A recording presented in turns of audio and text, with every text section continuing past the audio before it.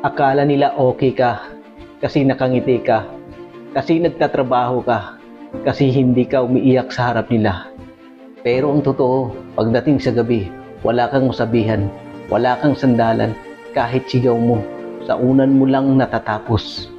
Pinilit mo maging matatag para sa pamilya mo, para sa mga umaasa, para sa mga nagsasabing, kaya mo yan, kahit hindi nila alam kung ilang bisis ka nang gustong sumuko. Wala kang karapatang mapagod, yun ang iniisip mo. Kasi kapag ikaw ang bumigay, sino na ang matitira? Pero sa totoo lang, tao ka rin, may puso, napapagod, nasasaktan. At yan ang nagpapatunay na hindi ka mahina. Tunay kang matapang. Dahil kahit halos wala ka na, nagbibigay ka pa rin.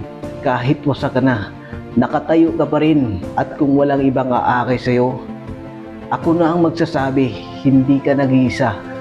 Lumalaban tayong lahat, tahimik pero totoo.